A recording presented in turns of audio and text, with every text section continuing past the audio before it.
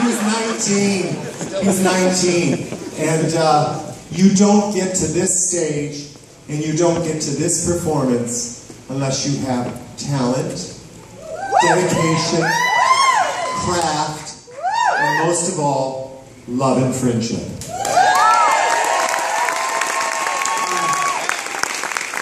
I've experienced a lot of things in my 35 years in the theater, but I've never experienced anything quite like tonight. And it will always remain something truly special to me. I could say a lot, but that's all I can say. It's the truth. This is a family. Every single person up here is so important to the story of Kinky Boots and the heart of Kinky Boots.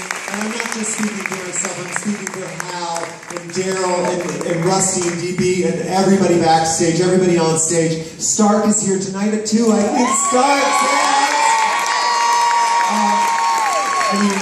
We started as a family, and we will continue as a family long past the final curtain. Ladies and gentlemen, my friend, the star of the show, Billy Porter.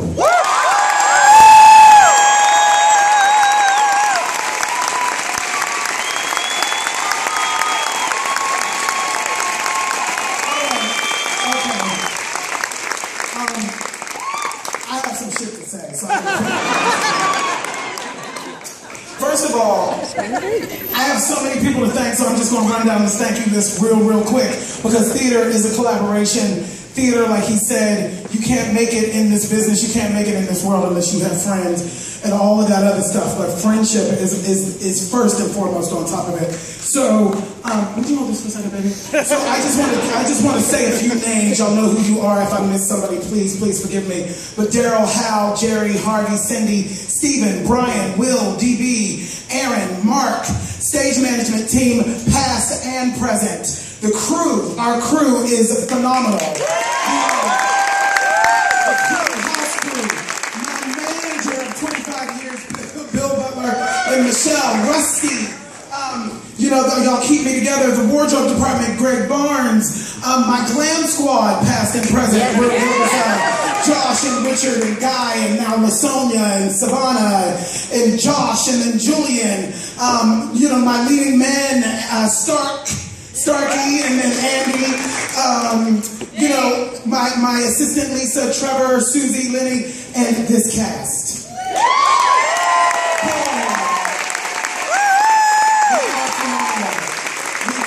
Shows a week. It's such a blessing.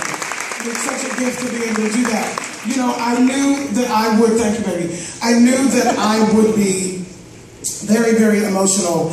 The emotions are so high and it's so profound for me that I needed to write down what I wanted to say so that I wouldn't be a blubbering mess and say nothing. So, here we go.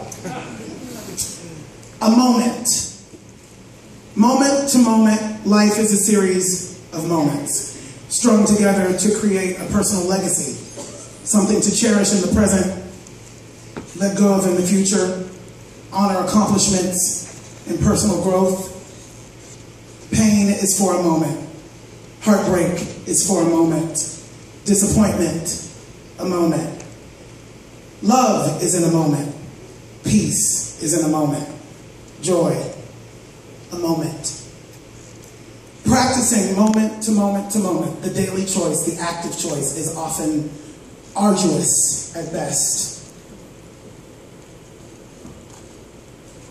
I promised myself I would stay present.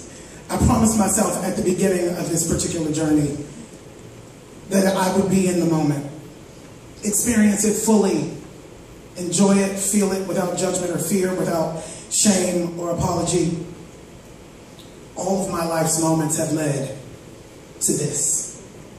From the first school bullies to call me faggot, even though we were too young to even know what that term really meant, to the aggressive, religious, and politically sanctioned homophobic rhetoric vomited from bully pulpits and reflected in legislation that somehow seemed to support those bullies. From finding my true voice at Reisenstein Middle School in the after-school musical theater program, to be, yes, 11 years old, to being told in college that my voice was too high for the American stage and I would never work. From wielding that voice as a defense weapon by singing as loud as I could and as high as I could for as long as I could. To losing that same voice for a time, unable to produce sound, silenced from the outside, but a necessary challenge to prepare me for what was to come. From narcissism to activism, from hate to healing, from finding a personal truth that caused a fracture of epic proportions in my family, to being a daily conduit every night on this stage, 8 shows a week. I've waited all my life for this moment. Miss Lola appeared in my life and proceeded to cut the ties that bound me to a narrative that wasn't mine.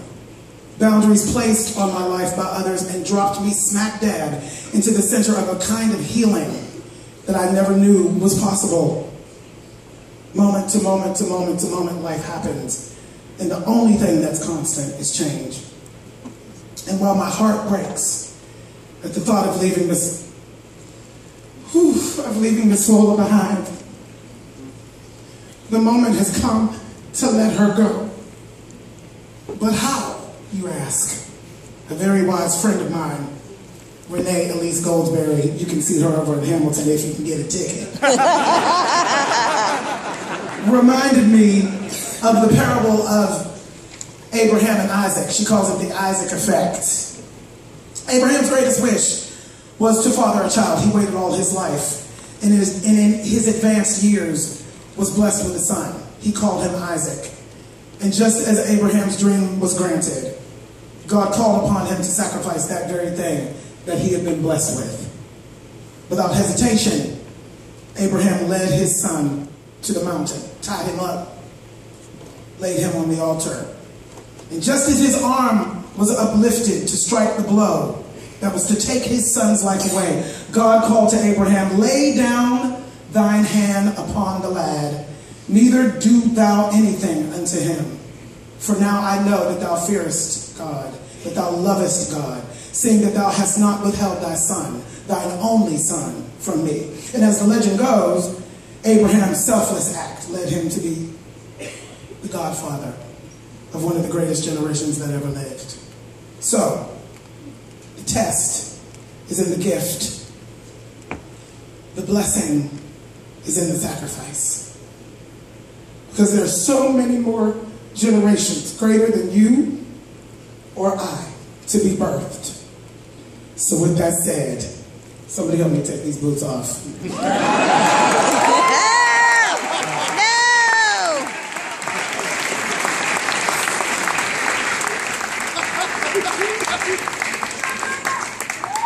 Come here, Wayne Brady.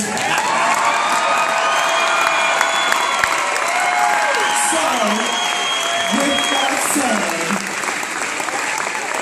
I give you Lola.